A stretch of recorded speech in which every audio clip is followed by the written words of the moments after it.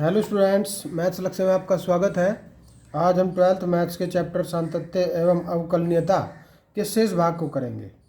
इसमें मैंने एक्सरसाइज 5.1 को कराया था, जिसमें कि 4 पार्ट मैंने पहले अपलोड कर दिए हैं, क्वेश्चन नंबर 1 से लेकर 30 तक। यदि आपने वीडियो अभी तक नहीं देखी है तो उनको ज़रूर देख लें। चलिए शुरू करते हैं क्वेश्चन नंबर 31 को। दर्शाइए कि f(x = cos x² द्वारा परिभाषित फलन एक संतत फलन है। देखिए, फलन को हमने लिखा f(x = cos x²। कब? जबकि x बराबर है c के और c बिलोंग करता है r से सभी रियल नंबर से।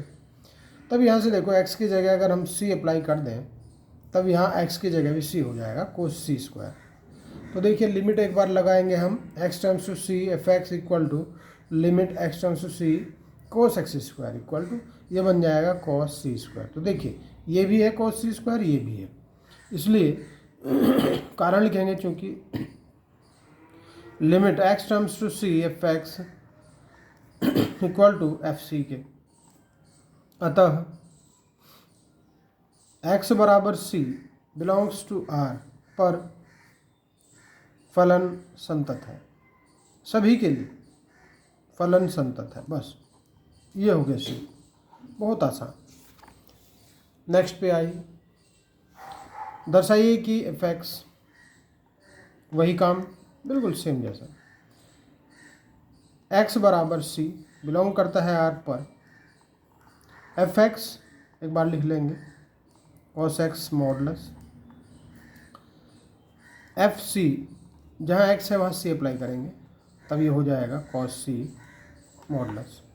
और जब एक बार लिमिट इसमें लगाएंगे तो लिमिट x → c लगाएंगे f(x = एक बार फलन को फिर लिखेंगे, x → c f(x) क्या है तो cos x मॉडुलस है। देखिए, यहाँ पर भी हम इसको cos c लिख लेंगे, क्योंकि जैसे ही हम लिमिट अप्लाई करेंगे तब इसकी वैल्यू भी यही आएगी।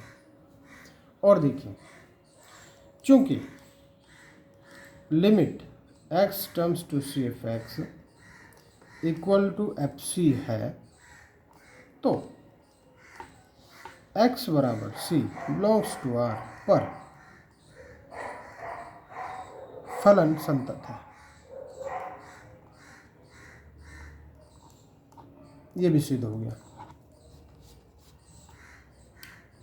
क्वेश्चन नंबर 33, जांचिए कि क्या sin x मॉडुलस एक संतत फलन है। तो देखिए, हमें दिया है फलन sin x मॉडुलस x बराबर c बिलोंग्स टू r पर जो fc अगर हम देखें यहाँ पर तो ये बन जाएगा sin c मॉडुलस। और जब हम एक बार लिमिट इसमें लगाएंगे x → c f(x) = limit x → c sin x modulus, तो ये भी बन जाएगा sin c मॉडुलस। चूँकि लिमिट x → c f(x) बराबर है fc के, तो x बराबर c बिलोंग्स टू r पर फलन संतत है। बस इतनी सी बात हमें करनी है, बहुत आसान सा ये तरीका है इसका। चलिए, बहुत बढ़िया सा क्वेश्चन दे रखा है 34। स्पेशली मैंने जो वीडियो बनाई है ये इन 3 क्वेश्चन के लिए नहीं, बल्कि इस क्वेश्चन 34 के लिए बनाई है, तो इसको आप ध्यान से समझिए। ये तो बड़े आसान से सवाल थे, ये थोड़ा सा पेचीदा आपको लगेगा, लेकिन मुश्किल बिल्कुल नहीं है। देखिए, फंक्शन ऑफ x क्या है, x mod minus x + 1 mod, ऐसे करके इसको लिखेंगे। तो देखिए, जब x छोटा है -1 से, इस पर फलन क्या होगा। चलिए, फलन की पहचान कर लेते हैं। जब छोटा है -1 से, तो यहाँ जो x है वो -x हो जाएगा, फिर माइनस, ये पूरा भी माइनस का बन जाएगा। ठीक है, ओके। अब इसको खोल दीजिए, -x, माइनस और माइनस तो प्लस हो जाएगा, तो कितना बचेगा। देखो कितना बचा, 1 बचा, x से x कट गया। लेकिन जब हम दोबारा फिर लीजिए, जब x को -1 और जीरो के बीच में लेते हैं, या तो x के -1 के बराबर x हो, या इससे छोटा हो, या जीरो से छोटा हो, या तो इससे बड़ा हो या जीरो से छोटा, मीन्स इसके बीच का हो। इस पर हम लेते हैं, तब फलन क्या बनेगा देखो जरा। ये जो x है, मोड जो x का मोड है वो तो -x बनेगा, और ये सेम प्लस बनेगा। तो -x और -x को माइनस को अंदर गुणा कर देंगे, तब ये आएगा -2x-1। ये दूसरा फलन। एक और कंडीशन हम ले लेते हैं कि जब x बड़ा है या बराबर है 0 के, तो फलन क्या बनेगा। फलन इस कंडीशन में दोनों ही बार में प्लस, x मोड निकल के बाहर x प्लस हो जाएगा, और ये जो x+1 है ये भी प्लस ही बाहर निकलेगा, लेकिन माइनस पहले से है इसलिए माइनस जरूर आ जाएगा। तो देखिए x से x कटा, क्या बचा 1। इस माइनस से एक लाइन में बढ़ा दूँ तो देखो -1 निकल के आएगा। चलिए बढ़ा देते हैं, -x -1, सॉरी +x -x -1, तो x से x कट कर -1 बचा। ठीक है, अब तीसरा फलन भी हम ले आए हैं। तो इन तीनों फलनों को हम कैसे लिख सकते हैं, चलिए अगले पेज पर देखते हैं। f(x) एक यदि x छोटा है -1 से, और -2x -1 यदि -1 और 0 के बीच का है। -1 कब, यदि x बड़ा है या बराबर है 0 के। 3 कंडीशन आई। इन तीनों कंडीशनों से हमें ये चेक करना है कि कहाँ कहाँ असांतत्य है, क्या इन पर है कहीं।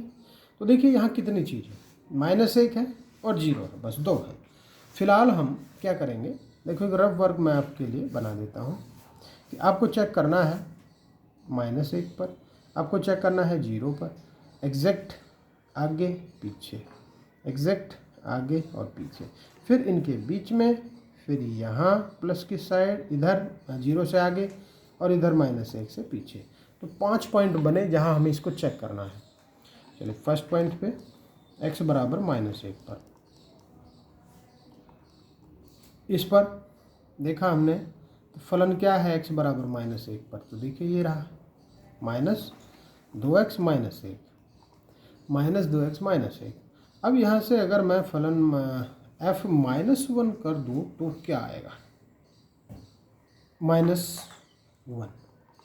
चलिए लिख देते हैं -2 गुणा -1 और -1, तो ये बन जाएगा 2 - 1 यानी कि 1। f-1 की वैल्यू आई। अब हम क्या करते हैं, लेफ्ट हैंड लिमिट लेते हैं, और यहाँ क्या बनता है, x छोटा है -1 पर फलन क्या हो, तो ये भी चेक कर लेते हैं। छोटे पर फलन क्या है, f(x), ये तो एक ही है,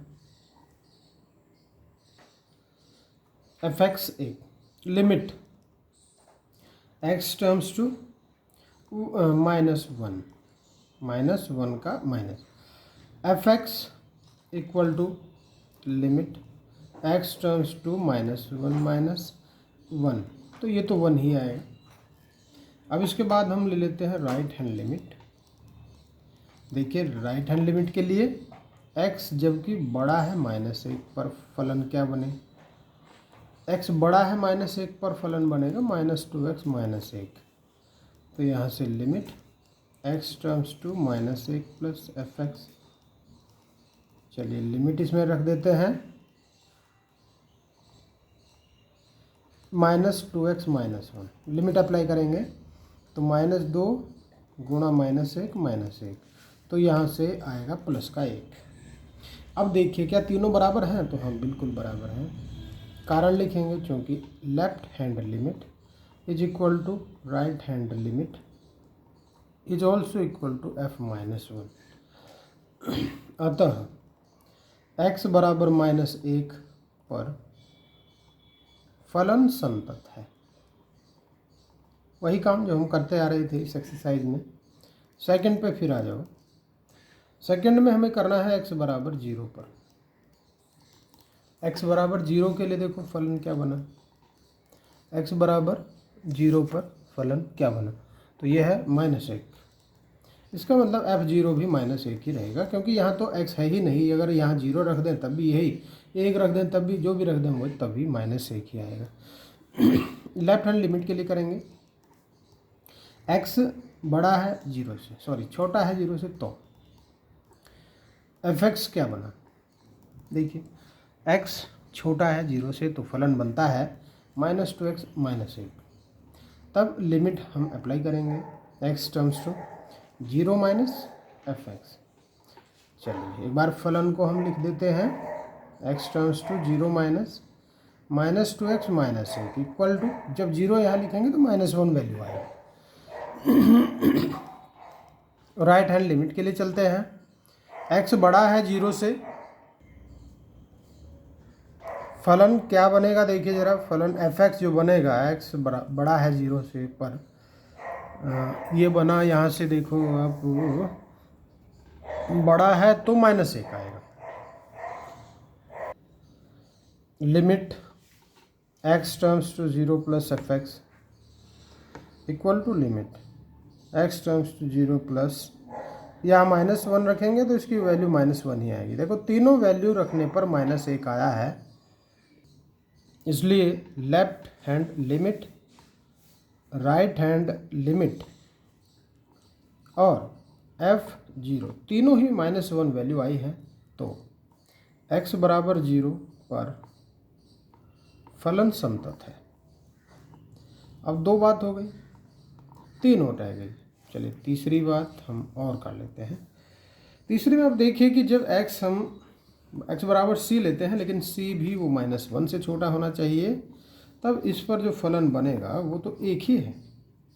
तब देखिए लिमिट हम अप्लाई कर देंगे, limit x terms to c f x बराबर limit x terms to c 1, तो ये तो 1 ही आएगा। और जब हम एफ सी भी लिखेंगे तब भी वो 1 ही आएगा। तो इसका मतलब ये हुआ, चूँकि, फिर एक कारण लिखेंगे, चूँकि limit x terms to c f x equal to f c, तो x बराबर c छोटा है -1 पर फलन संतत है। ये भी बात हो गई। अब आ जाओ चौथे पे। तो चौथा क्या है, चौथा है x बराबर c, और कौन सा c, जो कि -1 और 0 के बीच में है। इस पर जो फलन है वो -2x -1 है।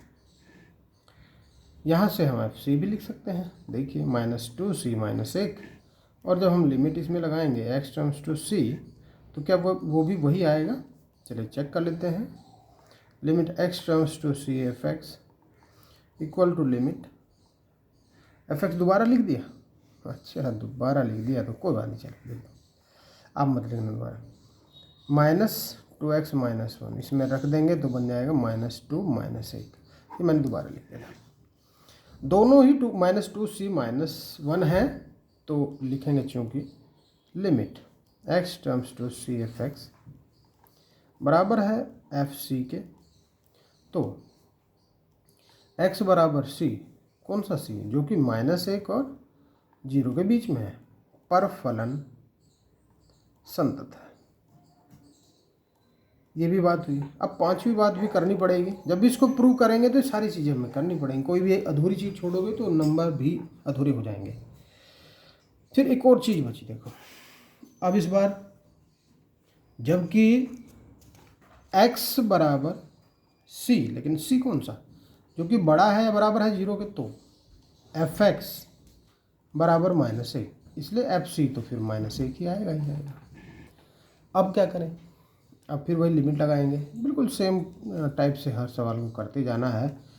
बहुत आसानी से आप इनको समझ रहे होंगे, और बल्कि समझ चुके होंगे। अब इतनी सारी वीडियोज एक ही एक्सरसाइज की देखने के बाद भी नहीं समझे तो फिर कब समझेंगे। ये भी -1, limit x terms to c f x equal to f c, तो x बराबर c बड़ा है या बराबर है 0 पर फलन संतत है। देखो इस क्वेश्चन में पूछा था कि असांतत्य बिंदु बताइए। असांतत्य जो बिंदु है वो किसी बिंदु पर नहीं, किसी बिंदु पर नहीं है। कोई भी ऐसा बिंदु नहीं मिला, ना तो -1, ना तो 0, ना इससे आगे, ना इससे पीछे, ना इनके बीच में। कई सारे पॉइंट थे, सब पे हमने चेक किया, क्या मिला? बिल्कुल नहीं मिला। ठीक, बहुत बढ़िया। अब ये देखिए कि हमने एक्सरसाइज 5.1 के 34 का सवाल आपको करवा दिए हैं और आप अच्छे से इनको समझ गए हैं। क्लियर? समझ में आया है? लाइक करते हैं यदि इस प्रकार की वीडियो को हमारे चैनल में, तो लाइक ज़रूर कर दें और चैनल को सब्सक्राइब अभी तक नहीं किया है तो सब्सक्राइब कर दें, बेल आइकन प्रेस कर दें और दोस्तों साथियों को शेयर कर दें। Okay, thank you.